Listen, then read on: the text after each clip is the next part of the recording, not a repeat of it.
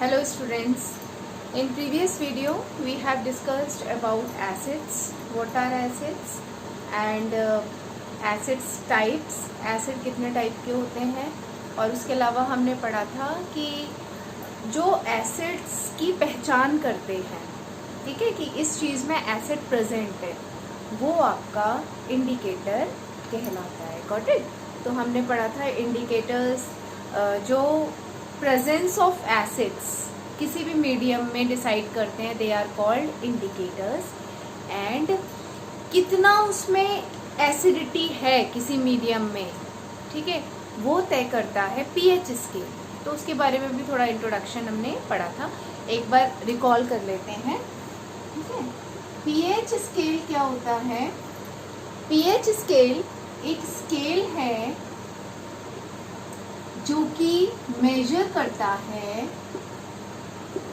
H+ ion concentration in any medium. Got it.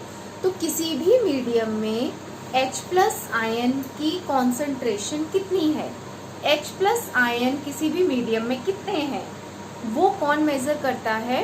PH scale. और अगर किसी medium में H+ आयन ज़्यादा है तो वो एसिडिक कहलाता है, और अगर किसी में कम है तो वो बेस कहलाता है, ठीक है। क्योंकि किसी एसिड की आइडेंटिफिकेशन, कोई किसी एसिड की पहचान H+ आयन के बेसिस पे होती है। अगर वो H+ आयन रिलीज करता है पानी में डिसॉल्व होने पर, तब वो एसिड कंसिडर किया जाता है। तो अगर किसी मीडियम में H+ आयन ज़्यादा है तो वो ज़्यादा अच्छा एसिड है, और कम है तो वो बेस है। अब ये H+ आयन का नंबर कौन नापता है? पीएच स्केल, ठीक है। और नंबर को क्या कहते हैं? कॉन्सेंट्रेशन। तो आपका अगर H+ आयन ज़्यादा है तो वो एसिडिक कहलाता है, कम है तो वो बेसिक कहलाता है। और ये कौन मेजर करता है? PH scale. Got it. अब पीएच जो स्केल होता है, मैंने बताया था 0 से लेकर 14 में डिवाइड होता है, बीच में कौन होता है? 7। तो 7 से अगर हम कम चलते चले जाते हैं तो वो कहलाता है एसिडिक, और 7 से 14 चलते चले जाते हैं तो बेसिक। इसका मतलब ये है जितना कम पीएच होगा उतना एसिडिक सॉल्यूशन होगा, और जितना ज़्यादा पीएच होगा वो किस तरफ जाएगा? बेसिसिटी की तरफ, ठीक है। पीएच कम तो एसिडिक, पीएच ज़्यादा तो वो बेसिक। Got it. ये पीएच स्केल का है। अब एक बार इंडिकेटर्स भी बता देते हैं कि किसी मीडियम में एसिडिटी की पहचान कौन करता है कि इसमें एसिड है या नहीं है, वो इंडिकेटर्स होते हैं। तो इंडिकेटर्स जो होते हैं वो आपके 3 टाइप्स के होते हैं। एक तो नेचुरल इंडिकेटर, सिंथेटिक इंडिकेटर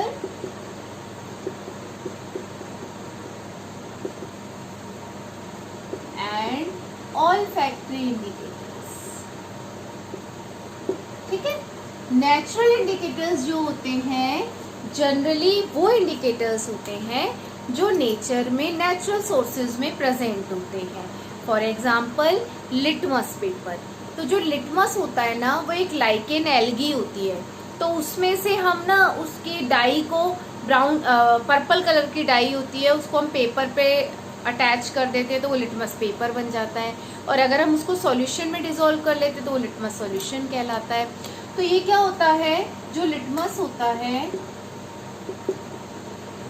आपका, वो क्या होता है कि जो एसिडिक मीडियम होता है, लिटमस जो होता है ना, 2 ही कलर का होता है, blue colour and red colour.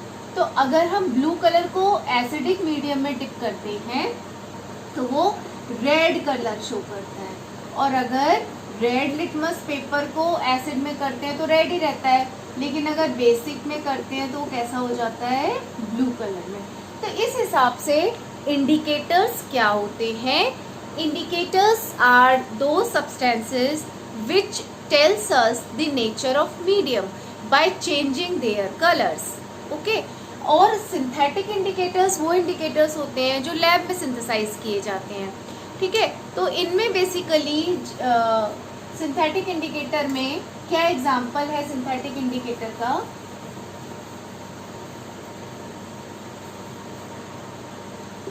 फिनोल्फ्थलीन,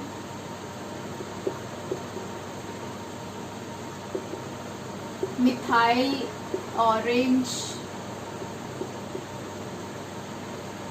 methyl red. Okay, तो दीज आर सिंथेटिक इंडिकेटर्स। और क्या होता है नेचुरल इंडिकेटर्स में? मैंने तुम्हें एग्जांपल बताए, आपका लाइट लिटमस पेपर हो गया, रेड कैबेज होती है, पिट्यूनिया लीव्स होती हैं, ये सब नेचुरल इंडिकेटर्स होते हैं। टर्मरिक है जो हमारी, टर्मरिक, ठीक है। टर्मरिक कैसी कलर की होती है? येलो कलर की। लेकिन जब वो बेसिक मीडियम में आती है टर्मरिक, तो कैसे कलर की हो जाती है? रेडिश, ठीक है। जैसे जो अगर हमारे पास हल्दी का स्पॉट होता है, उस पे हम सोप रब करते हैं, तो ना सोप का कलर, जो हल्दी होती है उसका कलर कैसा हो जाता है? Reddish brown. This means soap has basic medium, basic nature, ठीक है। तो these all are natural substance, natural indicators. और ये जो सिंथेटिक मैंने बताए, फिनोल्फ्थलीन, मिथाइल ऑरेंज, ये सब लैब में बनाए जाते हैं। अब एक क्वेश्चन दिमाग में होता है कि अगर पीएच स्केल सपोज करो पॉइंट्स में है, और वो रेंज कैसे कवर हो पीएच स्केल में, और वो सपोज लिटमस पेपर उसको कलर चेंज ही नहीं कर पा रहा है, तो वो एसिडिक, लेकिन लिटमस पेपर अपना कलर चेंज नहीं कर पा रहा, तो इसमें क्या होता है कि हम बहुत सारे इंडिकेटर को मिक्स कर देते हैं। तो इंडिकेटर को मिक्स करने से क्या होता है, वो सारे पीएच रेंज को कवर करता है, 0, 0.1, 0.2 इस टाइप से, ठीक है। ज़रा से भी एसिडिक को वो डिटेक्ट कर लेता है, तो वो इंडिकेटर्स कहलाते हैं यूनिवर्सल इंडिकेटर।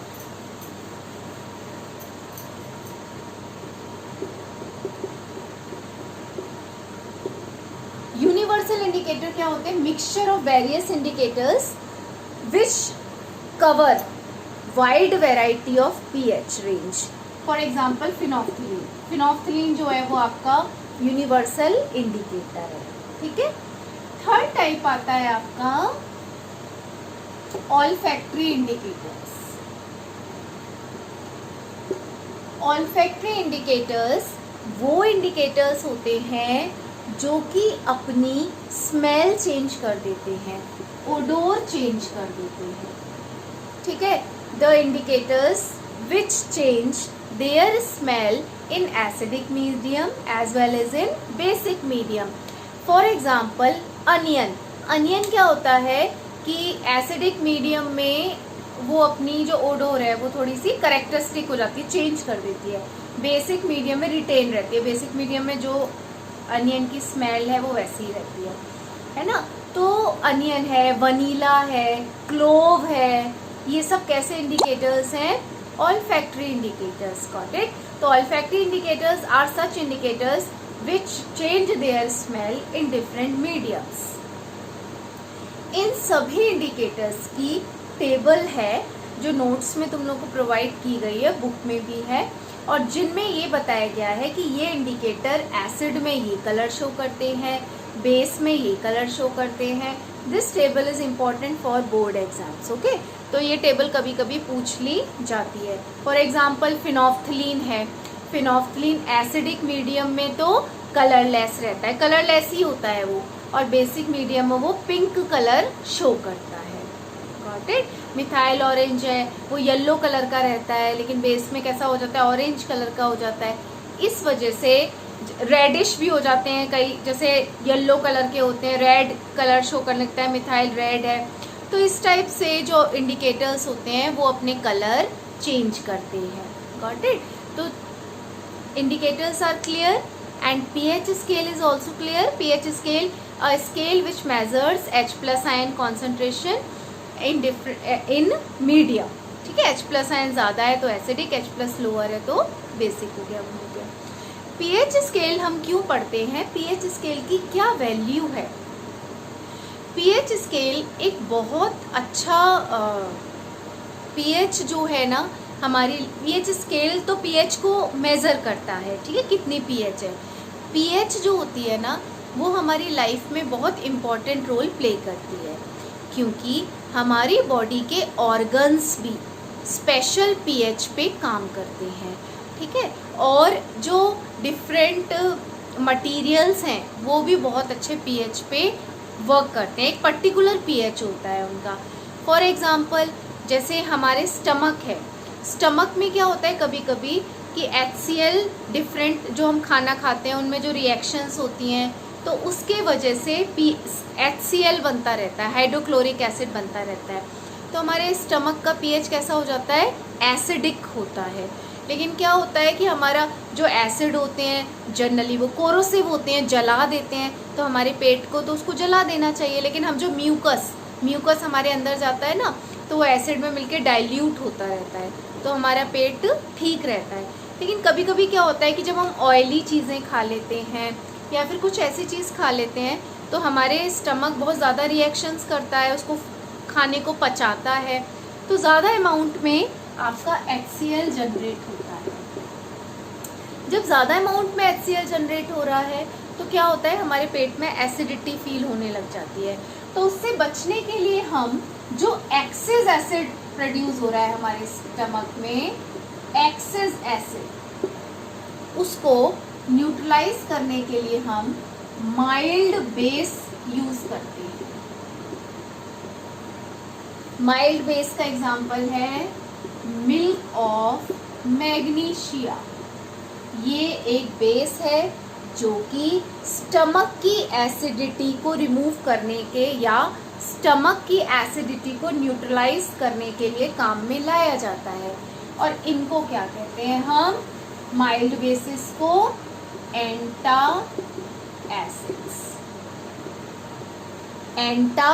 एसिड्स जो एसिडिटी के अगेंस्ट हो, एंटा एसिड्स।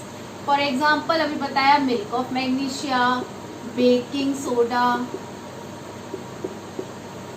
बेकिंग सोडा का नेचर बेसिक होता है, बी से स्टार्ट हो रहा है, NaHCO3, ठीक है, ओके। तो एंटा एसिड हो गए आपके। Antacids are those substances which are used to neutralise excess acid which are formed in our stomach, okay. अब क्या होता है कि सॉइल का पीएच ठीक होना चाहिए तभी सारी क्रॉप्स ग्रो करेंगी। अगर सॉइल का पीएच एसिडिक है तो हम क्या करते हैं, उसमें क्विक लाइम मिक्स करते हैं जो बेसिक होता है नेचर का, ठीक है। और क्या होता है कि अगर हमें आंट स्टिंग,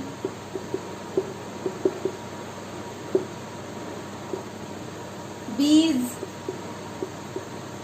देखो एसिड जो होता है ना कोरोसिव होता है, स्किन पे गिरते ही हमें इरिटेशन प्रोड्यूस करता है। तो जैसे हमें बीज वगैरह काटती हैं तो हमें सेंसेशन प्रोड्यूस होता है, इरिटेटिंग सेंसेशन।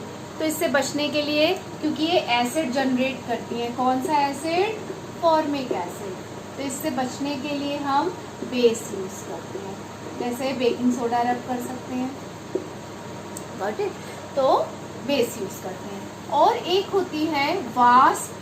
जनरली सारी स्टिंग्स में ना एसिड होता है, लेकिन जो वास्प स्टिंग होता है ना, वास्प स्टिंग, वो एल्कली मीन्स बेस क्रिएट करती है, बेस जनरेट करती है हमारी स्किन में। तो इससे बचने के लिए हम विनेगर यूज कर सकते हैं, सिरका, विनेगर यूज कर सकते हैं जो एसिड होता है। तो हम न्यूट्रलाइजेशन जानते हैं, एसिड को कौन न्यूट्रलाइज करेगा, बेस को कौन न्यूट्रलाइज करेगा, एसिड। हमारे दांत का पीएच, हमारे मुंह का पीएच बिल्कुल ऑप्टिमम होना चाहिए। अगर हमारे मुंह का पीएच ज़्यादा एसिडिक हो जाता है, मतलब अगर हम शुगरी चीज़ें खा लेते हैं, शुगर की वाली चीज़ें, तो उनको पचाने के लिए हमारे माउथ में भी ना एसिड जनरेट होता है। तो अगर हमने चॉकलेट वगैरह ज़्यादा खाई तो हमारे मुंह में उनको पचाने के लिए ज़्यादा एसिड जनरेट हुआ, और हमारे जो इनेमल है, दांत की जो इनेमल होती है वो कैल्शियम फॉस्फेट से मिलके बनी होती है, हार्डेस्ट सब्सटेंस है वो, उसको भी गला देता है वो एसिड। तो इससे बचने के लिए हम क्या करते हैं, टूथपेस्ट करते हैं। टूथपेस्ट में बेस होता है, तो हमारे मुंह का पीएच मेंटेन हो जाता है। तो dear students, pH has very importance in our daily life, like tooth decay, acidity in our stomach, soil pH, ठीक है। आंट बीज, न्यूट्रलाइजेशन। तो इसमें हमारी जो पीएच है वो हमारी डेली लाइफ में बहुत इंपॉर्टेंट रोल प्ले करता है, ठीक है। तो indicators are clear, pH scale is clear, importance of pH in our daily life is clear, got it. Now coming to properties of acids. क्या प्रॉपर्टीज होती हैं एसिड्स?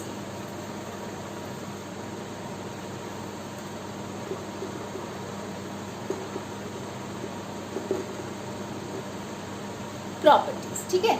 देखो सबसे पहले अगर हम एसिड की प्रॉपर्टी देखें तो एसिड जो होता है ना, हम प्रॉपर्टी दो टाइप में मेजर करते हैं हर चीज की, फिजिकल प्रॉपर्टी और केमिकल प्रॉपर्टी। फिजिकल प्रॉपर्टी क्या होती है, देखने में कैसा है, और केमिकल प्रॉपर्टीज क्या होती है, वो किसके साथ कैसे रिएक्शन करता है, जुड़ता कैसे है। तो जो एसिड होते हैं ना जनरली सॉलिड और लिक्विड स्टेट में प्रेजेंट होते हैं, ठीक है, सॉलिड और लिक्विड स्टेट में प्रेजेंट होते हैं। केमिकल प्रॉपर्टीज इसकी स्टार्ट करते हैं। फिजिकल प्रॉपर्टी तो क्या देखने में कैसा है, सॉलिड या लिक्विड स्टेट में हो सकता है, शोर टेस्ट होता है इसका, और कोरोसिव होते हैं नेचर में, जलाते हैं स्किन को, गॉट इट। अब स्टार्ट करते हैं हम केमिकल प्रॉपर्टीज।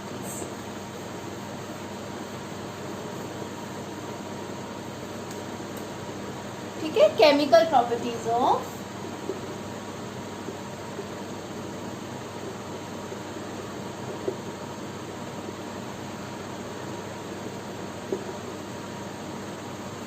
एसिड्स। पहला देखो, सबसे पहले मैं इस केमिकल प्रॉपर्टी में ले रही हूँ डाइल्यूशन ऑफ एसिड्स।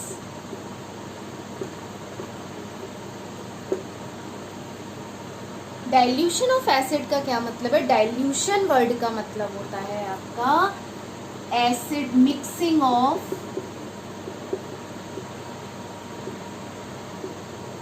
वाटर। पानी को किसी चीज में मिक्स करना डाइल्यूशन कहलाता है, ठीक है। तो अगर मैं एसिड में पानी मिला रही हूँ तो this is called dilution of acid. अब ये जो डाइल्यूशन ऑफ एसिड होता है, ये रिएक्शन बहुत ज़्यादा एक्सोथर्मिक होती है, मतलब इस रिएक्शन में बहुत ज़्यादा हीट जनरेट होती है। तो हमारा सीवियर एक्सीडेंट भी हो सकता है, एसिड हम पे उछल के गिर सकता है। तो हमेशा जब भी याद रखो, जब भी हमें एसिड में पानी मिलाना है तो हम कभी क्या करते हैं कि पानी में एसिड मिलाते हैं ड्रॉप वाइज। पानी तो न्यूट्रल होता है, तो इसमें हम एसिड मिलाते हैं ड्रॉप वाइज, तो जितनी भी हीट लिबरेट होती है ना वो एटमॉस्फेयर में चली जाती है, तो हम तक कोई ज़्यादा हीट लिबरेट नहीं हो पाती। लेकिन अगर हम एसिड में पानी मिलाएंगे तो हीट ज़्यादा जनरेट होगी और वो हम तक पहुँचेगी, ठीक है। तो पानी ही उस हीट को एब्जॉर्ब करता रहता है। तो हमेशा याद रखना, डाइल्यूशन ऑफ एसिड कैसे करते हैं? पानी में एसिड इन वाटर, पानी में एसिड मिलाते हैं, got it, due to large heat liberated in this process and it is highly exothermic reaction. So dilution of acid as well as dilution of base हमेशा कैसे की जाती है? पानी में इन दोनों को मिलाया जाता है। सेकेंड आपकी प्रॉपर्टी है मेटल की रिएक्शन एसिड के साथ, ठीक है। तो सबसे पहले कोई भी मेटल ले लेते हैं, जिंक ले लेते हैं। जिंक किस रूप में ले लिए हमने? ग्रेनुअल्स के रूप में, ठीक है। और कोई भी एसिड ले लिया, HCl ले लिया। तो देखो जब भी मेटल रिएक्शन करती है ना, तो रिएक्टिविटी के बेसिस पे होती है रिएक्शन। जिंक ऊपर है और हाइड्रोजन नीचे, ठीक है। तो जो ऊपर होती है वो ज़्यादा रिएक्टिव होती है, जो नीचे होती है वो लेस रिएक्टिव होती है। तो जब भी इन दोनों की रिएक्शन कराते हैं तो more reactive element displaces less reactive element. तो ये क्या करता है? जिंक हाइड्रोजन को डिस्प्लेस कर देती है। क्या बनता है? सॉल्ट। कौन होता है? ZnCl2 प्लस कौन सी गैस लिबरेट होती है? हाइड्रोजन। हमें कैसे पता चले हाइड्रोजन गैस है? इट प्रोड्यूस बॉक्साइट, ठीक है। तो फिर सेकेंड रिएक्शन है आपकी फर्स्ट रिएक्शन हमने पढ़ी reaction of metal with acid. अब हम पढ़ते हैं रिएक्शन ऑफ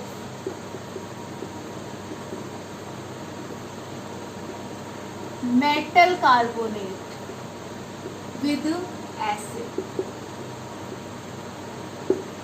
ठीक है, मेटल का कार्बोनेट उसकी रिएक्शन एसिड के साथ। तो मेटल, कोई भी मेटल ले लो, चलो जिंक ले लेते हैं और मेटल कार्बोनेट ZnCO3 ले लिया, मेटल कार्बोनेट प्लस HCl ले लेते हैं। ठीक है, ठीक है, तो क्या होता है, जिंक Cl के साथ जुड़ जाता है। ये तो कौन है, बेस, कार्बोनेट बेस होता है, एंड HCl क्या है, एसिड। Got it? ठीक है, तो ये कैसी रिएक्शन होती है, इसमें क्या बनता है आपका, सॉरी सॉल्ट है ये जिंक कार्बोनेट, और इसमें क्या रिएक्शन होती है, ZnCl2 plus water plus CO2। तो यहाँ पर ये सॉल्ट बनता है और CO2 गैस रिलीज होती है। हमेशा याद रखना कि जब भी आपकी जिंक कार्बोनेट या मेटल कार्बोनेट, कोई भी मेटल कार्बोनेट हो, दूसरा भी ले लेते हैं Na2CO3 प्लस HCl, तो कोई भी मेटल कार्बोनेट जब लिया जाएगा कार्बोनेट, तो हमेशा CO2 गैस लिबरेट होगी और उसके साथ वाटर बनेगा और सॉल्ट बनेगा। ठीक है, हमेशा याद रखना ये चीज कि whenever a metal carbonate reacts with acid it generate CO2 gas. और CO2 गैस की पहचान कैसे होगी कि एक तो एक वर्ड होता है ब्रिस्क एफरवेसेंस, बहुत तेजी से CO2 गैस निकलती है और इस CO2 गैस को, ब्रिस्क मतलब तेजी से, एफरवेसेंस का मतलब होता है बुलबुले करती हुई, है ना। तो इसकी पहचान कैसे करते हैं, जब ये CO2 गैस निकल रही है तो इसको लाइम वाटर में पास करा। तो अभी क्या है, ये कलरलेस है। जैसे हम इसमें लाइम वाटर में, ये लाइम वाटर है, लाइम वाटर में CO2 गैस पास कराते हैं तो ये मिल्की हो जाता है। ठीक है, और जब हम एक्सेस में पास कराते हैं तो क्या होता है, कैल्शियम कार्बोनेट बन जाता है, इनसॉल्युबल होता है। और ज़्यादा पास कराते हैं तो ये जो इनसॉल्युबल होता है ना, वो डिसॉल्व हो जाता है, घुल जाता है। क्या बनने की वजह से, कैल्शियम बाइकार्बोनेट बनने की वजह से। ठीक है, कैल्शियम बाइकार्बोनेट। नेक्स्ट आपकी प्रॉपर्टी है एसिड की रिएक्शन बेस के साथ। इस रिएक्शन को हम कहते हैं न्यूट्रलाइजेशन रिएक्शन। ठीक है, तो इस रिएक्शन में क्या बनता है, सॉल्ट प्लस वाटर। अगर कार्बोनेट ले रहे हैं तो कार्बन डाइऑक्साइड गैस भी बनती है, लेकिन सॉल्ट प्लस वाटर देखो कैसे बनेगा, HCl प्लस NaOH क्या बनता है, NaCl plus H2O। Got it? NaCl plus H2O. This is salt and this is water. So this is neutralization reaction. अच्छा, एक बात और इम्पोर्टेंट है इसमें कि जो एसिड्स होते हैं, एसिड को जब हम पानी में घोलते हैं तो वो H+ आयन प्रोड्यूस करते हैं, इसी वजह से वो एसिड है। लेकिन हमारे पास C2H5OH भी रखा है, ठीक है, और हमारे पास ग्लूकोज भी रखा है, इसमें भी H है, इसमें भी H है, इसमें भी H है ना। लेकिन ये दोनों एसिड नहीं कहलाते, ये कहलाता है। क्यों? क्योंकि एसिड होने के लिए खास बात ये है कि वो पानी में घुलने पर H प्लस आयन प्रोड्यूस करे, तो इसके लिए दो चीज़ें ज़रूरी हो गई। एक तो पानी होना चाहिए, मीडियम होना चाहिए H प्लस आयन जनरेट करने के लिए, दूसरा वो टूटना चाहिए।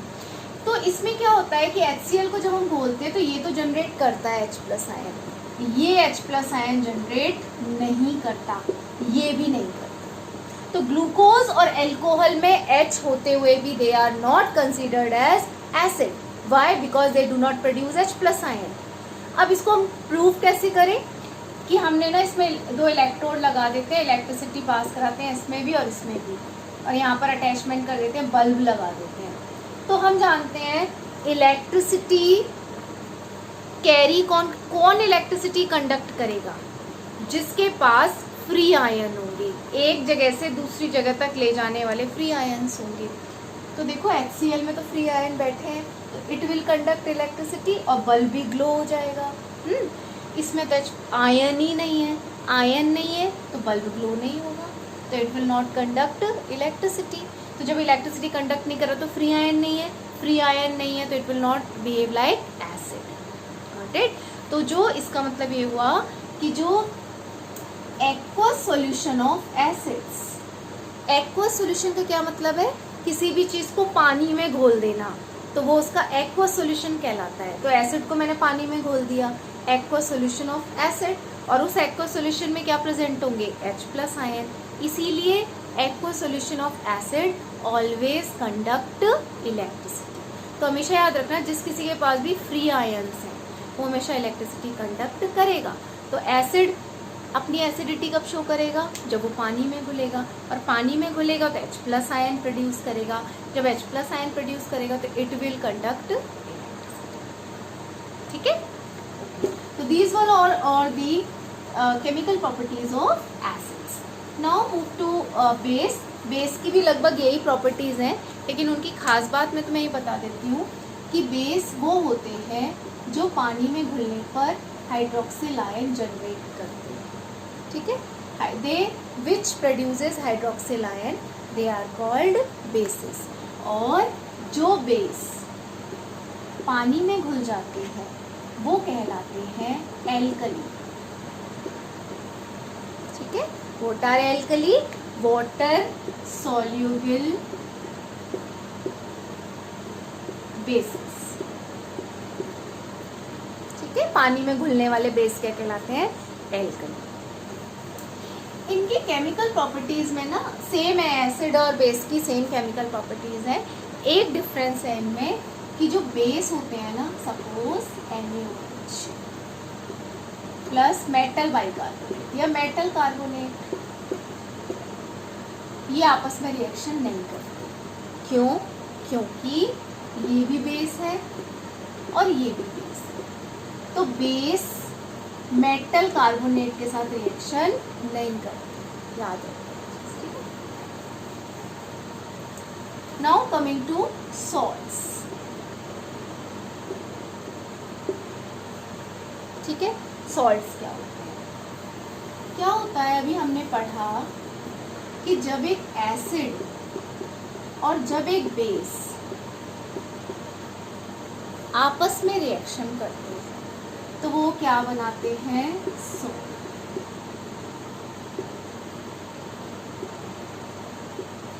जनरली सॉल्ट क्या होता है? एक न्यूट्रल कंपाउंड होता है। न्यूट्रल का मतलब होता है ना उसमें H है ना OH है। अच्छा, ये सॉल्ट बना कैसे? जब एसिड में से नेगेटिव पार्ट आया और बेस में से पॉजिटिव पार्ट आया, तो जब बेस अपना पॉजिटिव पार्ट और एसिड अपना नेगेटिव पार्ट दोनों मिक्स करते हैं तो क्या बनता है? सॉल्ट। और हम बहुत अच्छे से जानते हैं कि फर्स्ट नंबर पे पॉजिटिव पार्ट लिखा जाएगा। तो किसी सॉल्ट में जो पहला पार्ट होता है, ऐसे बताते हैं, किसी सॉल्ट में जो पहला पार्ट होता है वो कहाँ से आता है? बेस से। और जो नेगेटिव पार्ट होता है वो कहाँ से आता है? एसिड से। ठीक है, तो देखो NaOH प्लस HCl, देखो Cl यहाँ से कहाँ से आया, एसिड में से नेगेटिव पार्ट, और पॉजिटिव पार्ट कहाँ से आया है, बेस में से। तो किसी सॉल्ट में पॉजिटिव पार्ट हम कहाँ से आता है, बेस से, और नेगेटिव पार्ट कहाँ से आता है, एसिड से। हमेशा याद रखना सॉल्ट भी किससे मिलके बना होगा, पॉजिटिव एंड नेगेटिव चार्ज से। और सॉल्ट कैसे बनता है, जब एसिड और बेस आपस में रिएक्शन करते हैं। तो सॉल्ट बनाने के लिए एसिड अपना नेगेटिव पार्ट देता है और बेस अपना पॉजिटिव पार्ट देता है। ठीक है, तो दिस इज क्या बन जाता है, फिर सॉल्ट बन जाता है। ठीक है, अब क्या होता है, जनरली सॉल्ट्स ना न्यूट्रल होते हैं, उनमें ना H होता ना OH होता। लेकिन अगर हम स्ट्रॉन्ग एसिड लेते हैं और वीक बेस लेते हैं, ठीक है, स्ट्रॉन्ग एसिड का मतलब क्या है, जो कंप्लीटली अपने आयन में टूट जाए, वो स्ट्रॉन्ग एसिड कहलाता है। और वीक बेस क्या कहलाता है, जो अपने आयन में नहीं टूटे। तो देखो मुझे इन दोनों को मिक्स करके क्या बनाना है, सॉल्ट। तो मैंने इन दोनों को लिया। अब जब तुम इन दोनों को लोगे तो इसके मिक्सचर में बताओ किसके आयंस की अधिकता होगी, किसके आयन सबसे ज़्यादा मिलेंगे। स्ट्रॉन्ग एसिड क्या होता है, जो कम्प्लीटली टूट जाए। वीक बेस क्या होता है, जो नहीं टूटे। तो किसके आयन सबसे ज़्यादा होंगे, कौन सबसे ज़्यादा होगा, एसिड। H+ आयन ज़्यादा हो क्योंकि ये कम्प्लीटली टूट रहा है। तो जो सॉल्ट का नेचर होगा वो कैसा होगा, एसिड।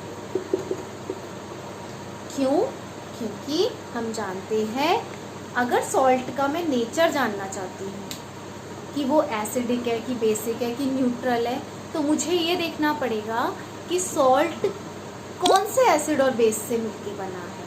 ठीक है, अगर वो सॉल्ट स्ट्रॉन्ग एसिड और वीक बेस से मिलके बना है, तो देखो स्ट्रॉन्ग एसिड का मतलब क्या है, कम्प्लीटली टूट जाए।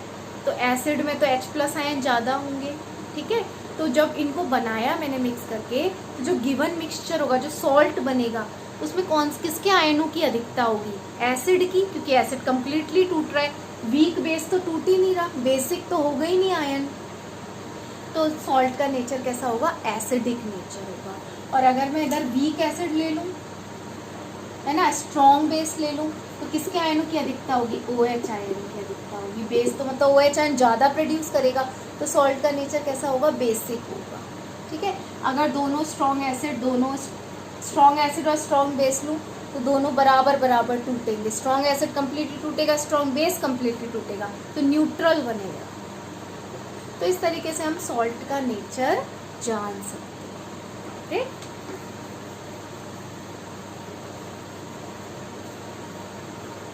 अच्छा, क्या होता है कि कुछ सॉल्ट्स में, for example CuSO4 dot 5H2, FeSO4 dot 7H2। Okay, इसमें तुम देख रहे हो ये सॉल्ट्स हैं, इनमें ना H है ना OH है, इनमें कुछ पानी के मॉलिक्यूल जुड़े हुए हैं। ठीक है, तो जिन सॉल्ट्स में कुछ fix number of water molecule जुड़े होते हैं, तो ये फिक्स मॉलिक्यूल ऑफ वाटर कहलाती है वाटर ऑफ क्रिस्टलाइजेशन। तो fix number of water molecules are called water of crystallization. और जिन सॉल्ट्स में ये वाटर ऑफ क्रिस्टलाइजेशन प्रेजेंट होता है, वो सॉल्ट्स कहलाते हैं हाइड्रेटेड सॉल्ट्स। ठीक है, और जिन सॉल्ट्स में ये है, जैसे इसमें पानी प्रेजेंट नहीं है, तो वो कहलाते हैं एनहाइड्रस सॉल्ट्स।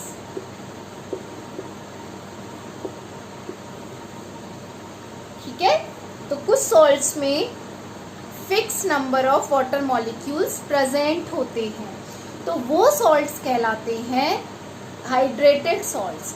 और वो fix number of water molecules क्या कहलाते हैं? Water of crystallization. अब हम चेक कैसे करें कि सॉल्ट में वाटर ऑफ, क्योंकि ना देखने से तो पता नहीं चलेगा सॉल्ट है वो। तो क्या होता है, मैं अगर उनको टेस्ट ट्यूब में डालूं और उसको गर्म करूं तो पता है मैं क्या देखूंगी? ऊपर ना पानी के मॉलिक्यूल जम जाएंगे वेपर के रूप में, भाप के रूप में। इसका मतलब इस सॉल्ट में पानी था, गर्म करने से ऊपर आ गया। This means this salt contains water of crystallization. और क्या होता है कि वाटर क्रिस्टलाइजेशन जुड़ जाने की वजह से ना जनरली सॉल्ट्स कलरफुल हो जाते हैं। तो अगर मैं किसी को पता लगाना चाहती हूँ कि इसमें वाटर क्रिस्टलाइजेशन प्रेजेंट था या नहीं था, तो उसको गर्म करूँ, गर्म करके देखूंगी तो कुछ बूंदें जम जाएंगी टेस्ट ट्यूब के ऊपर, दिस मीन्स वाटर थी उसमें। और अगर उसका कलर चेंज हो जाए, पहले वो कलरफुल था, कलर चेंज हो जाए, क्योंकि वाटर ऑफ क्रिस्टलाइजेशन कलर भी गिव करता है, उसको कलर भी प्रोवाइड करता है, ठीक है। तो अगर कोई सॉल्ट कलरफुल है, इसका मतलब है उसके पास वाटर क्रिस्टलाइजेशन है। और अगर वो कलरलेस हो जाता है गर्म होने पर, तो पानी तो उड़ गया, दिस मीन्स उसके पास वाटर क्रिस्टलाइजेशन था। तो ये दो मेथड है जिनके थ्रू मैं चेक कर सकती हूँ कि वाटर क्रिस्टलाइजेशन इन सॉल्ट्स में प्रेजेंट है, ठीक है। अच्छा, अब एक और चीज़ है कि जो सॉल्ट्स होते हैं ना, कुछ तुमने देखा होगा, नमक है वो थोड़ी देर बाद, थोड़ी देर अगर हम उसको ओपन छोड़ दें तो पानी पानी हो जाता है ना। और तुमने देखा होगा ईंटों के बाहर कभी कभी वाइट कलर का ऐसे फूल जाता है, ऐसे करके बन जाता है। तो कुछ सॉल्ट्स ऐसे होते हैं जो हम ओपन छोड़ दें ना तो एटमॉस्फेयर से पानी एब्जॉर्ब कर लेते हैं, ठीक है, और वो थोड़े से पानी एब्जॉर्ब करके फूल जाते हैं, ठीक है। वो सॉल्ट्स कहलाते हैं हाइग्रोस्कोपिक इन नेचर।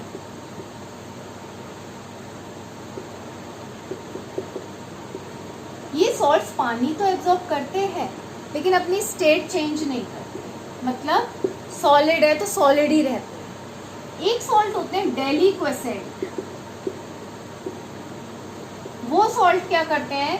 पानी एब्जॉर्ब कर लेते हैं और खुद किस में कन्वर्ट हो जाते हैं? बिल्कुल पानी हो जाते हैं। कुछ सॉल्ट्स क्या होते हैं, पानी तो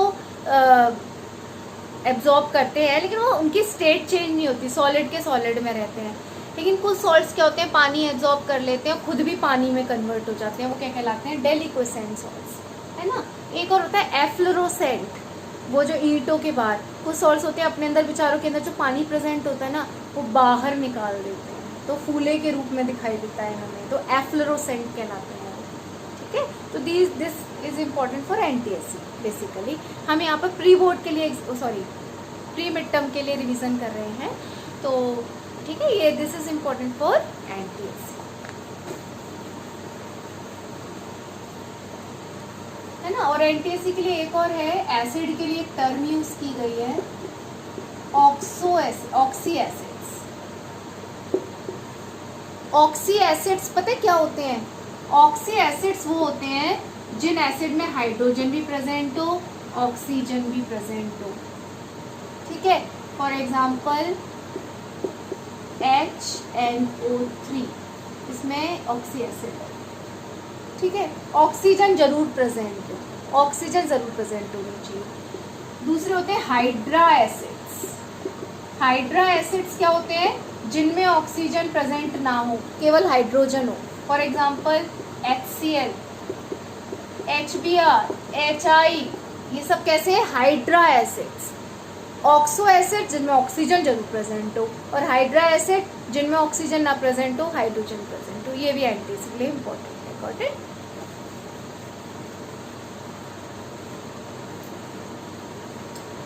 ओके, सो इसके बाद जैसे कि हमने इसमें इस चैप्टर में 5 इम्पोर्टेंट केमिकल कंपाउंड्स हैं जिनका यूजेस और वो कैसे बनाए जाते हैं वो इम्पोर्टेंट है, कि इनको कैसे हम बनाते हैं, इनका क्या केमिकल नेम है, ठीक है, किस मेथड के थ्रू बनाते हैं, इनके क्या यूजेस हैं, वो हम कर लेंगे नेक्स्ट वीडियो में, गॉट इट।